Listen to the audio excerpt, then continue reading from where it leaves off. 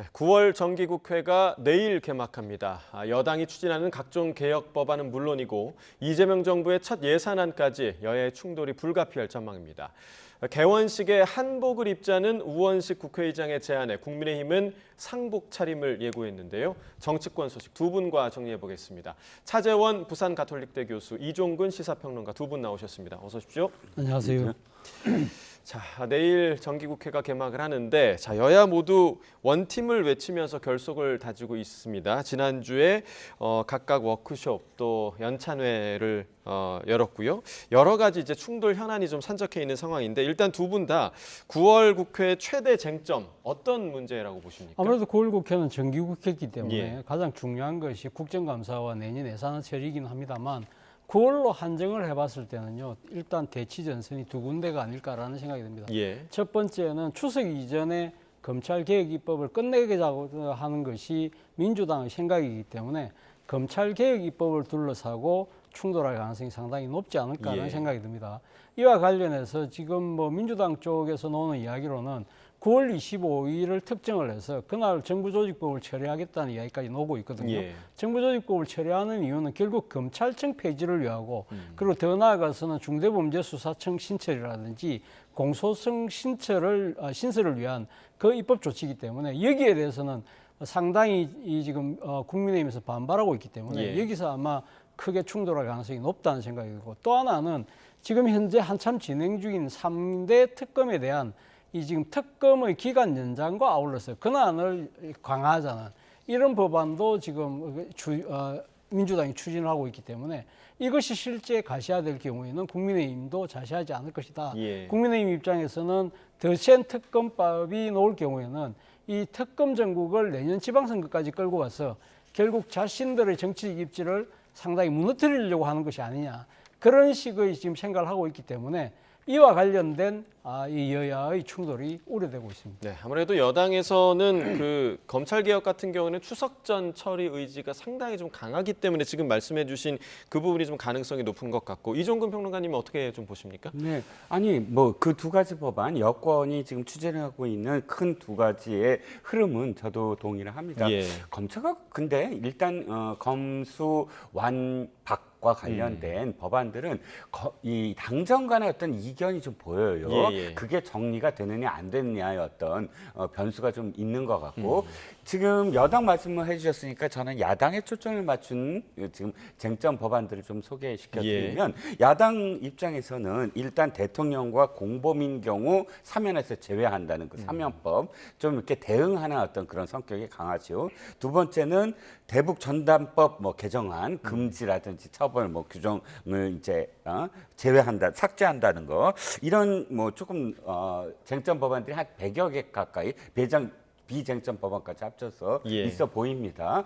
그리고 또 야당 입장에서는 인사청문회가 있지요. 장관급 4명과 관련돼서 최소한 최규진 교육부 장관 후보자는 지금 낙마시킨다라는 그런 이 공유를 하고 있고 그 점과 예. 관련돼서 그래서 청문회와 몇 가지 쟁점 법안들이 야당이 지금 밀어붙이려고 하는 그런 사안들입니다. 네, 그런데 이제 시작 전부터 제가 서두에서도 좀 말씀을 드렸지만 드레스 코드 문제가 좀 생겼습니다. 그러니까 우원식 국회의장이 개원식에 한복을 입자 이렇게 좀 제안을 했는데 국민의힘은 한복은 무슨 한복이냐, 상복을 입고 나가겠다 이렇게 지금 대응을 했습니다. 근데 개원식 때 한복을 입은 전례가 있습니까? 제 기억으로는 거의 없었던 걸로 기억이 예. 되고요. 아마 일부 의원들이 그 개별적 의견에 따라서 자신의 판단에 따라서 한복을 입은 경우는 있을지 모르겠지만, 그러니까 이 국회의장이 전부 다 입자고 제안한 것은 이번이 처음이 아닐까라는 생각이 듭니다. 예. 왜 그럼 뜬금없이 이런 제안이 나왔을까를 생각을 해본다고 한다면 아무래도 지금 K-팝 이 문화가 지금 전 세계적으로 히트를 치고 있는데 예. 그 중에서 이 뭡니까? 캐데몬이라고 그러죠. 캐데헌, 예. 캐데헌이라고 예. 그러죠. K-팝 데몬 헌터스라는 그 애니메이션의 성공을 위해서 이 전 세계적으로 상당히 한복에 대한 관심이 젊은 층을 중심으로 또 일고 있는 그러한 아마 타이밍을 적극적으로 우리 국회도 앞장서서 한번 붐을 조성해보자는 그런 취지인 것 같아요. 그런데 말씀하신 것처럼 국민의힘에서는 민주주의가 사망했다는 자체적인 예. 판단하에서 예. 상복을 입겠다는 것인데요. 모르긴 몰라도 민주당은 상당수가 아마 한복을 입고 그리고 또 국민의힘 절대 다수가 이 어둡고 칙칙한 상복을 입는 상황이 된다고 한다면 이거야말로 블랙 코미디가 아닐까라는 생각이 듭니다. 블랙 코미디라는 것이 상당히 웃으면서도 상당히 슬픈 뭐 그런 그 상징이라고 한다면 한국 정치의 진짜 블랙 코미디적인 단면을 또 국회가 자초하는 것인가 아닌가 하는 안타까움을 지울 수가 없습니다. 네, 지금 저희가 뭐 사진으로도 보여드렸지만 우원식 국회의장 본인이 또 한복을 상당히 좀 좋아하는 것 같기도 하고요. 만약에 지금 말씀해주신 것처럼 한쪽에서는 한복을 입고 한쪽에서는 상복을 입고 나온다면 개원식의 풍경 자체가 정말 웃지 못할 그런 풍경이 아닐까 좀 생각이 드는데 지금 뭐 야당에서는 의상으로부터 이제 대여 투쟁을 시작할 것으로 보이는데 앞으로 좀 어떻게 이어나갈 걸로 생각을 하세요? 일단 그 한복 논란만 잠깐 말씀을 드리면 취지는 전 공감을 하는데 그만큼 의원들을 지금 설득했나라는 생각이 들어요. 지금 여당도 그것에 대해서 김병주 원내대표가 좀 난색을 표명한 것으로 알고 있거든요. 그렇다고 해서 뭐 우리 모두 한복 입자라는 식으로 해서 여당이 다 한복을 입고 나오지는 않을 것 같아요. 그냥 취지에 공감하는 일부 의원들만 뭐 그렇게 될 것 같아서 우원식 의장이 취지는 좋으나 좀 뜬금이 없다. 지금 그런 생각이 좀 들고요.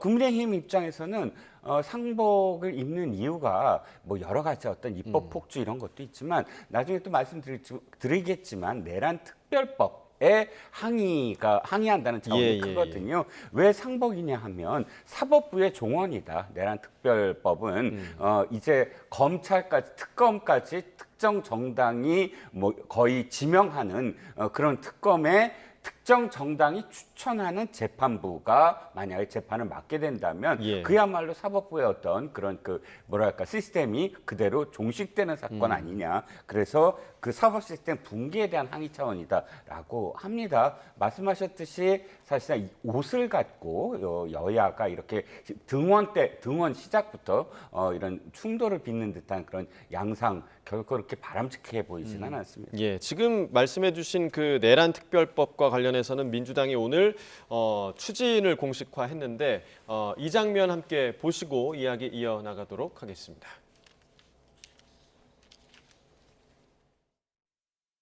한 번의 심사와 재판이라도 더 공정하게, 더 엄정하게 이루어지도록 민주당은 내란 특별법을 신속 추진하고 내란 재판부 설치도 검토하도록 하겠습니다. 자, 일단 이 내란 특별법에 대해서는 이번 주 이르면 4일에 법안을 법사위에 올리겠다 이런 계획을 갖고 있는데 민주당이 강행하겠죠?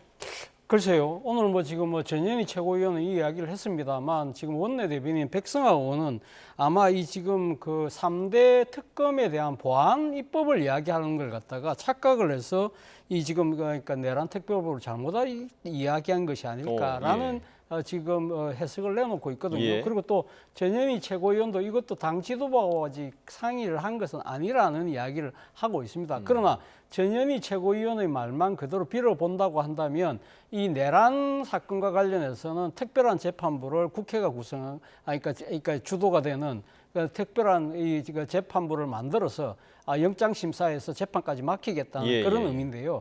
과연 이러한 부분들은 사실 뭐 민주당 일각에서 계속적으로 나오고 있었습니다만 민주당 내에서도 상당한 우리의 목소리가 있는 것이 사실이거든요.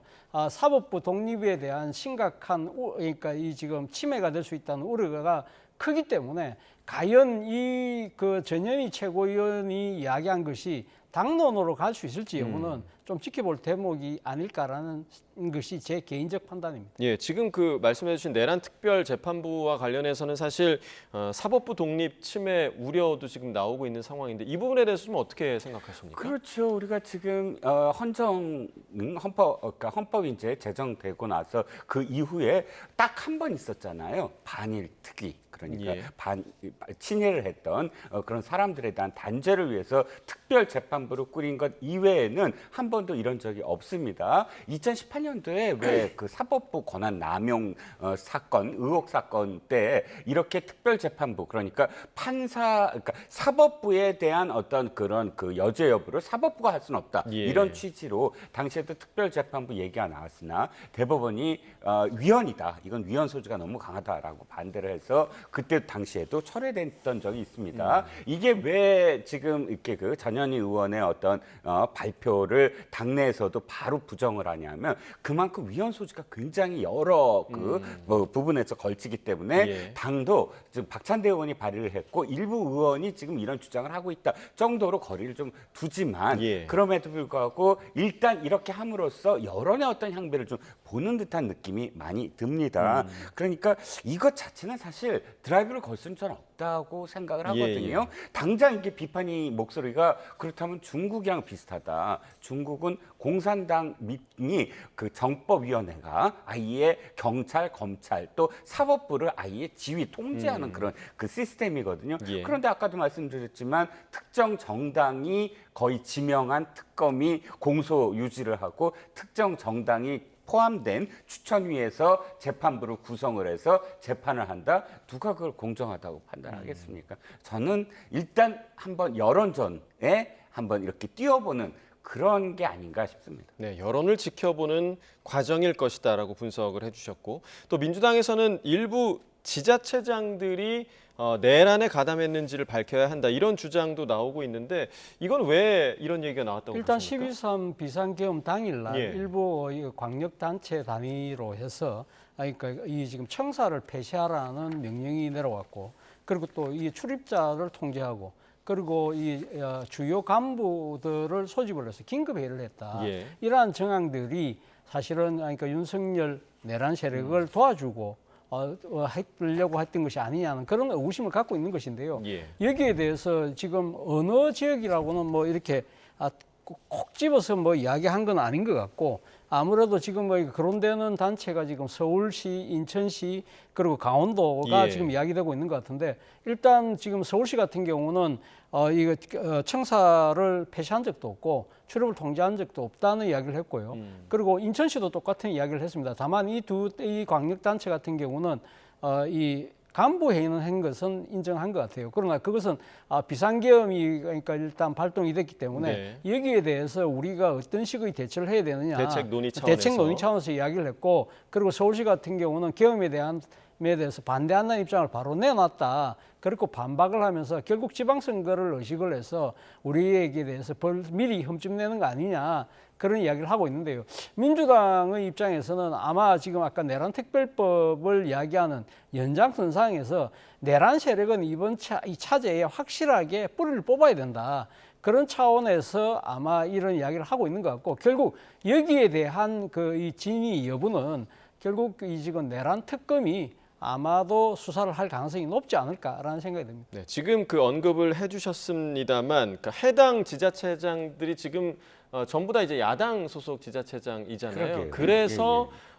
내년 지방선거를 앞둔 포석이 아니냐 이런 분석도 나오고 있던데요. 그렇습니다. 이제 지방선거가 거의 1년도 안 남았어요. 이번 그 정기국회 국정감사 예산결산 넘어가면 바로 이제 지방선거 국면이거든요. 예. 그러면 바로 코앞에 닥친 그런 지방선거 국면에서 특히나 지금 이야기되고 있는 이 세 지역의 그 지자체장들은 다시 선거에 나올 가능성이 높은 그런 지자체장들입니다.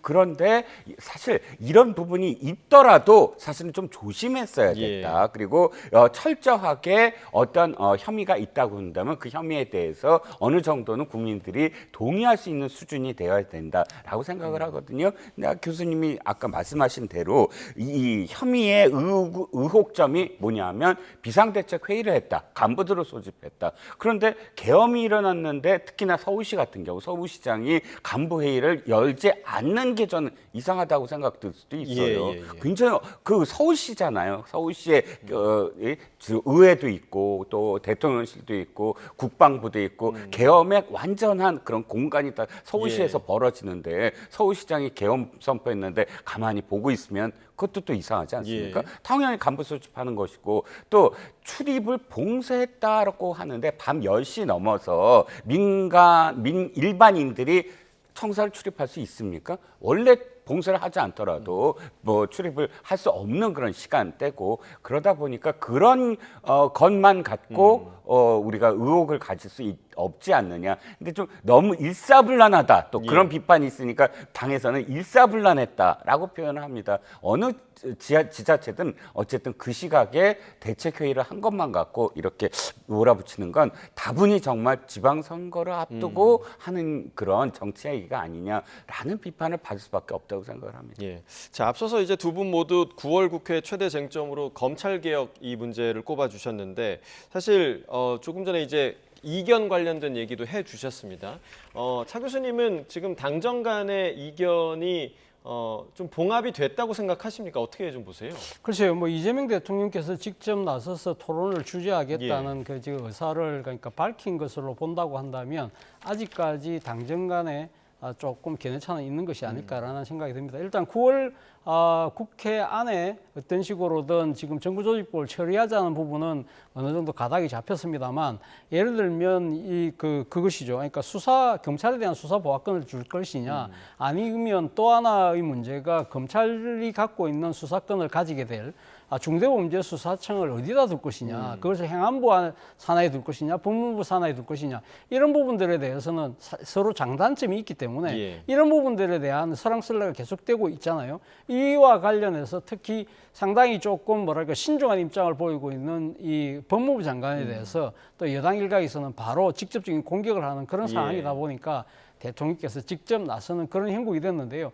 모르긴 몰라도 저는 뭐 이재명 대통령이 이 문제에 대해서는 분명한 가닥을 잡지 않을까라는 생각이 듭니다. 첫 번째는 이 검찰개혁이라는 사안 자체가 너무나 엄중한 사안이기 때문에 그렇습니다.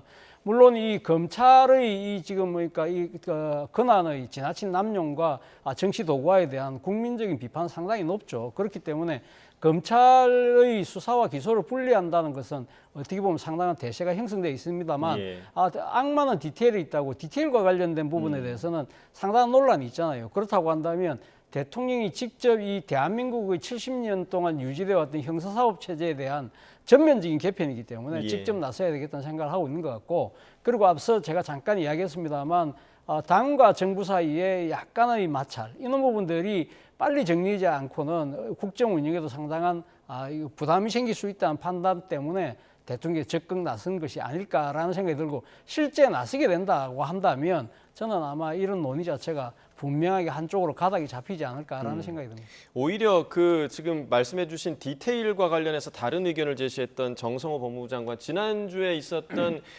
인천에서 있었던 민주당 워크숍에 왔는데 거기서는 또 입법 주도권은 당에 있기 때문에 당의 결정에 따르겠다라고 한 발 물러선 바 있는데 그럼에도 불구하고 계속 이 문제가 좀 불거지는 이유가 좀 어디에 있다고 보세요? 이재명 대통령의 의중이 사실은 속도 조절이다. 거기에 초점이 맞춰져 있다. 그렇기 때문에 사실 지금 정성호 법무부 장관이 이재명 대통령의 의중을 이야기하면서 설득하는 과정이다. 이렇게 여겨져요. 아니 의원 연찬회 가서 사실 입법부한테 법무부 장관이 이거 안 됩니다라고 할 수는 없잖아요. 당연히 입법 과정에서는 입법부가 중심이 된다라고 이야기하는 건 당연한 이야기이긴 한데 다만 지금의 어떤 흐름이 딱 이재명 대통령의 마음이 사실 정성호 법무장관이나 봉욱 민정수석을 임명할 때부터 예정돼 있었다라고 생각이 들거든요. 정성호 법무장관 사실 법사위원장은 하지는 않았지만 어쨌든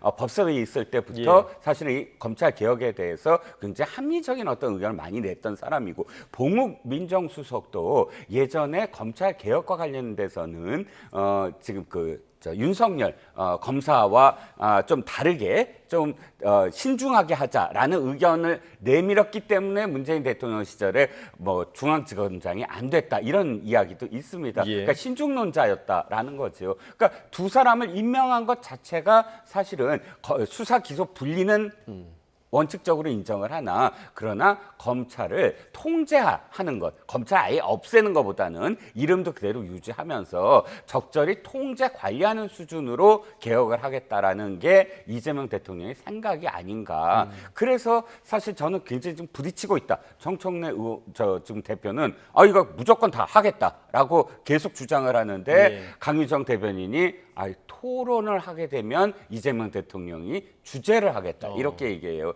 그러니까 정청래 대표는 토론 필요 없다 그냥 강행한다라는 거고 지금 이재명 대통령은 토론을 꼭 해야 된다면 내가 주재를 하겠다라고 예. 표현하는 것이기 때문에 저는 이견이 굉장히 크다. 굉장히 지금 이 부분과 관련돼서는 서로 간에 지금 조정이 잘 안 되고 있다. 이렇게 좀 보고 있습니다. 네, 당정 간에 지금 이견을 줄이는 과정인 건지 아니면 당정 간에 지금 힘겨루기, 그러니까 검찰 개혁을 두고 힘겨루기를 하는 과정인지는 지금 9월에 돌아가는 그런 모양새를 보면 조금 판단할 수 있을 부분인 것 같고, 그리고 이제 두 분께서 9월 국회 관련해서 말씀해 주시 않는 그 현안 중에 하나가 바로 권성동 의원 체포동의안 처리 문제가 있는데 지금 권 의원이 그러니까 통일교에 가긴 갔지만 인사는 했지만 돈은 받지 않았다라고 밝혔고요. 그리고 통일교 한학자 총재 측에서도 청탁은 없었다 이렇게 얘기를 했는데 좀 충분한 해명이 이루어졌다고 보십니까? 글쎄요, 뭐 지금 권성동 의원도 자신의 혐의를 계속적으로 다 부인을 해왔고 예. 통일교도 그런 일이 없고 그러니까 윤 전 본부장의 개인적인 일탈이라는 식으로 지금 꼬리 자르기를 해왔잖아요. 그렇다고 한다면 나름의 일관성을 갖고 지금 대처를 하고 있는 것이죠. 사실 뭐 권성동 의원 같은 경우는 그젠가요, 이 특검에 출석하면서도 강한 자신감을 내보였기 때문에 예. 그러나 그러니까 명백하게 드러난 부분 중에 하나가 지금 통일교를 찾아갔다. 그리고 또 이 한학자 총재에게 컨절을 했다.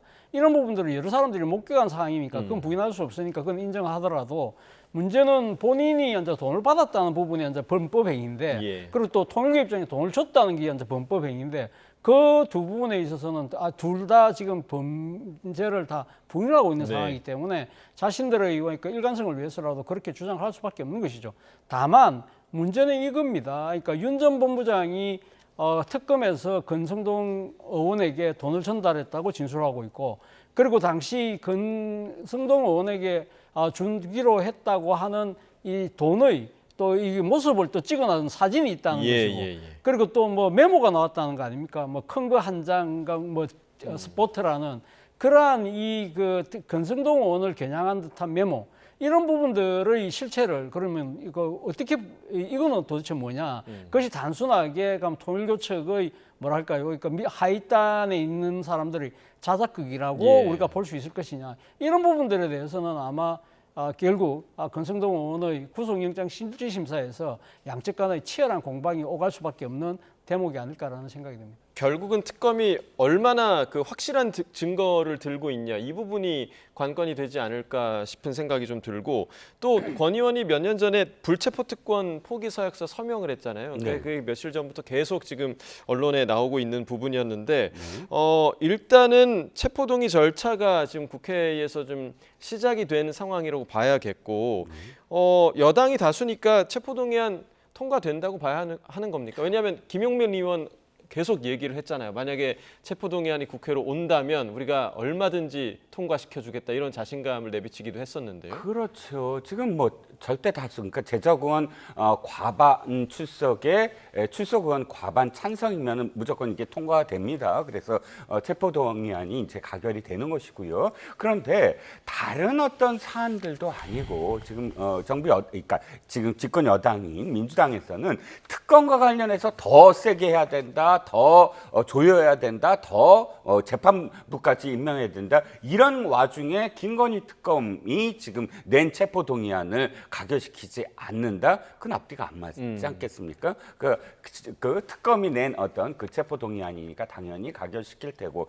또 권성동 의원 입장에서 이게 가결되는데 이미 가결될 걸 빤히 결과를 알고 있는데 네네. 내가 그때 왜 체포동의안 때는 본회의에서 이야기도 하잖아요.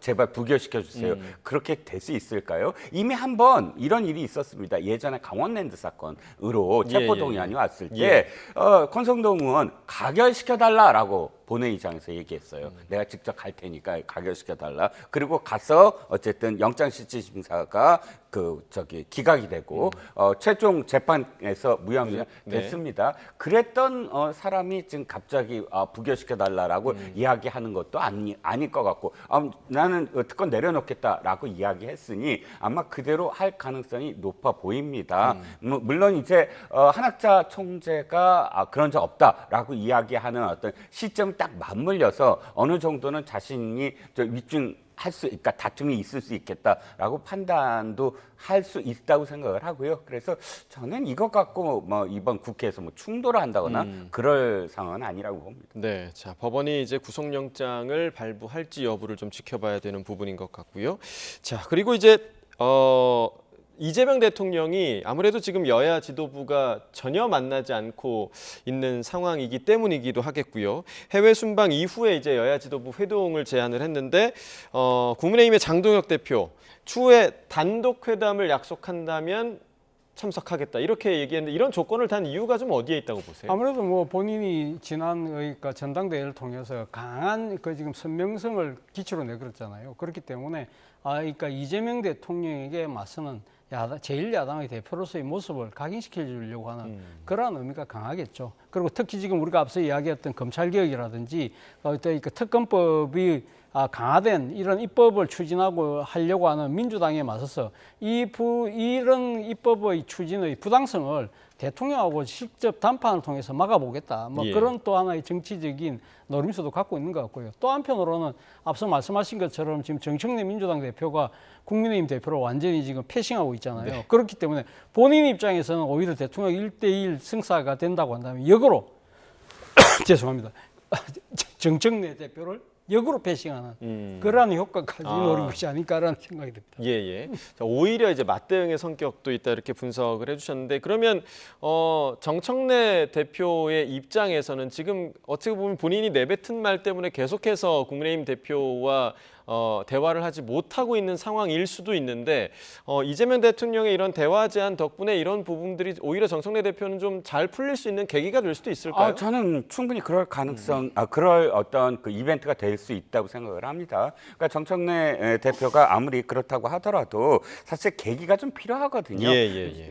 어떤 계기든 예를 들어서 우리가 보통 보면 이 상대당의 전당대회가 있다 그러면 아무리 교착 상태에 있더라도 새로운 대표가 예방 오면 악수는 하는 게 상례였는데 그걸 이번에 완전히 패싱이 됐죠. 두 번째가 조문 정치라고 해. 뭐 어떤 상가가 있을 때 상을 당했을 때 가서 또 위로를 하면서 또 정치가 이루어지는 경우도 있고 이번에는 이 대통령이 그런 이 회담을 하면서 자연스럽게 회담을 거부할 수는 없는 거니까 또 지금 보니까 지금 신임 대표 있지 않습니까? 장 대표가 그냥 받아들인 거예요. 제가 보기에는. 왜냐하면 대개의 야당 대표가 지금 당장 영수회담 하자 이렇게 해서 뻗팅기다가 들어가거든요. 그런데 지금 조건이 뭐냐면 다음번을 약속하면 하겠다. 그럼 대통령 입장에서 다음번에 할 수 있다라고 약속하는 게 그렇게 어렵진 않거든요. 이 교착 상태를 내가 풀었다라고 이재명 대통령이 사실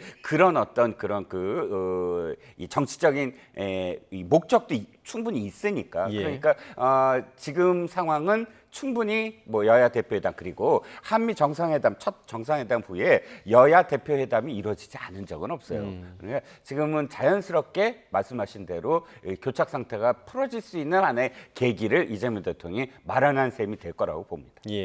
자 그리고 이제 지금 이재명 정부 출범 이후에 계속해서 불편한 동거를 이어가고 있는 이진숙 방송통신위원장 지금 대통령실의 우상호 정무수석이 내년에 지방선거 출마할 거면 직에서 물러나라 이렇게 공개적으로 사퇴를 요구했는데 이진숙 위원장 계속해서 이렇게 버티게 될까요? 좀 어떻게 좀 전망하십니까? 글쎄요. 그런데 지금 우상호 지금 정무수석이 표현한 것이 저는 적절했느냐라고는 생각을 합니다.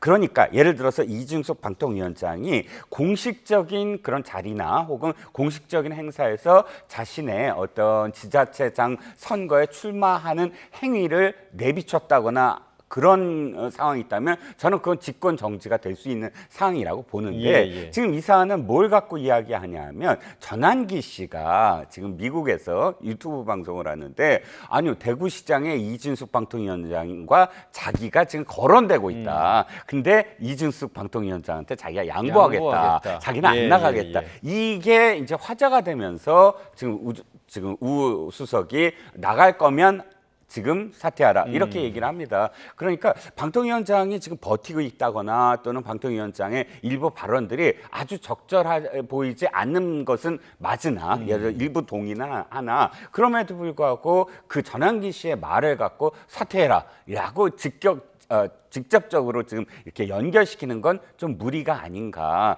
예를 들어서 지금 국민의힘은 우상호 정무수석에게 똑같이 얘기할 거예요. 서울시장 거론되고 있는데 지금 그럼 정무수석 계속 하시겠습니까? 예. 이 얘기가 되잖아요. 많은 장관들, 지금 민주당의 장관들도 사실은 굉장히 많은 지자체에 지금 거론되고 있고, 그러니까 물론 사퇴의 압박의 일부이긴 하나 예. 그거 갖고 이야기할 수는 없다라는 생각이 듭니다. 예.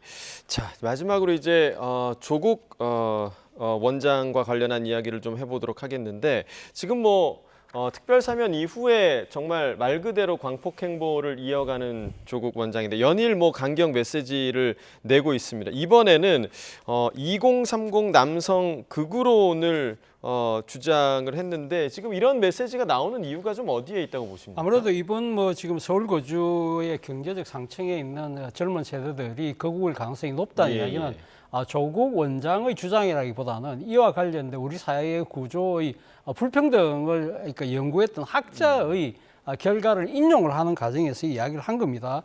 본인 입장에서는 아마 지난 대선 때도 우리가 표 분석을 해봤을 때 2030 특히 20 남성들이 사실은 그러니까 이재명 당시 후보를 지지하는 것보다는 상대적으로 그러니까 그 김문수 후보를 지지하는 비율이 또 두드러졌다. 그런 평가들과 함께 본인 입장에서는 지금 2030의 특히 남성들이 일종의 젠더 갈등 그리고 더 나아가서는 좀 부의 불균등 이런 부분들 때문에 거구화되는 양상에 대한 우려를 이야기하는 측면이 저는 분명히 크다는 생각이 듭니다만 그러나 결과적으로 지금 조국 사면에 대해서 강하게 비판을 지금 하고 있는 층이 또 공교롭게도 2030의 남성이라고 한다고 하면 야 이거 좀 정치적인 감정을 갖고 이렇게 대응하는 거 아니야?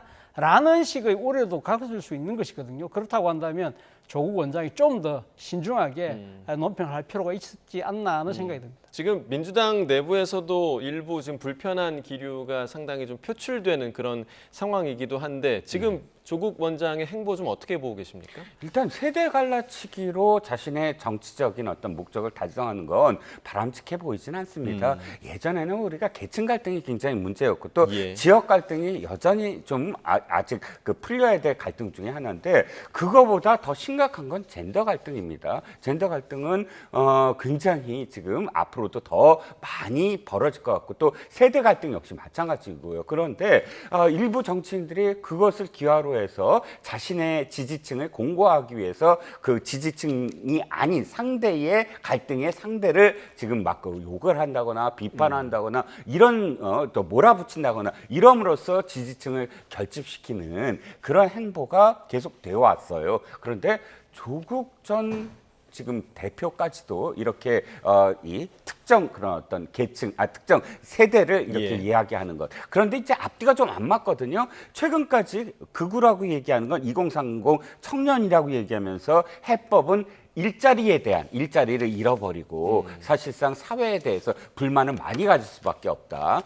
그런 어떤 층이 지금 2030 남성이다. 그래서 극우다라는 것과 지금 이 학자가 얘기하는 건 경제적인 상층을 얘기하는 거예요. 일자리에 대한 사회에 대한 불만을 이야기하는 게 아니라 조금 성격이 다르잖아요. 그런데 논점은 뭐냐면 이거예요.